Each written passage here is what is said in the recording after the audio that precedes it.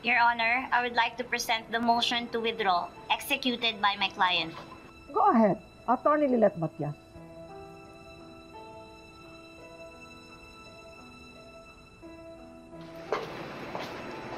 My client has decided to make this difficult decision after thoroughly contemplating on the strain that this case has caused in her relationship with her siblings.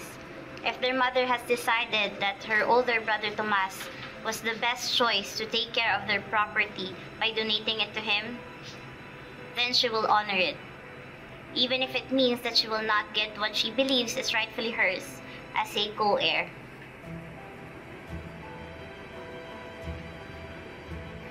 Off the record, Your Honor, mahal na mahal po ng kliyente kong si Miss Mia Cruz ang mga kapatid niya. Kaya mas pinili na lang niya na iurong ang reklamo. She only wants what's best for them, and she believes that their relationship is worth the sacrifice.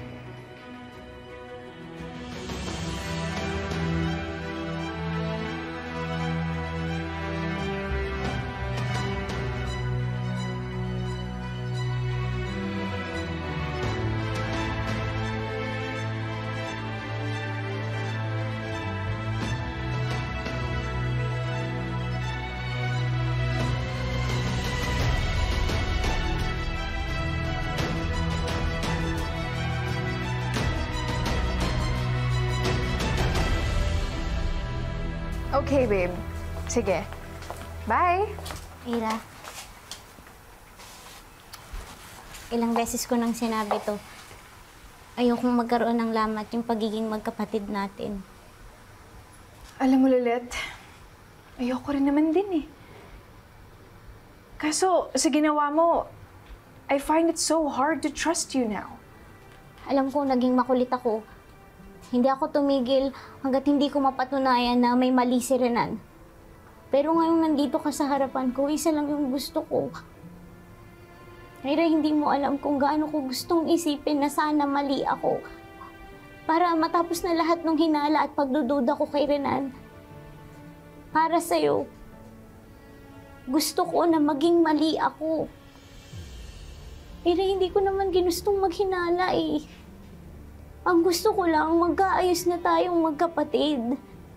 Gusto ko lang bumalik na tayo sa dati.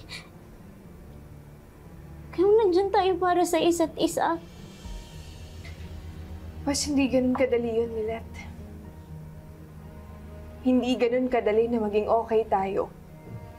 Lalo na ngayon, pina-freeze mo yung assets ni Mati. Parang sinasabi mo na rin na wala kang tiwala sa akin eh. Na hindi ko kayang magdesisyon para sa sarili ko. Na hindi ko kayang ipagtanggol yung sarili ko kung kinakailangan. Alam mo, Lilit, sa lahat ng mga ginawa mo, ito yung pinakamasakit eh. Yung hanggang ngayon, wala ka pa rin bilib sa akin.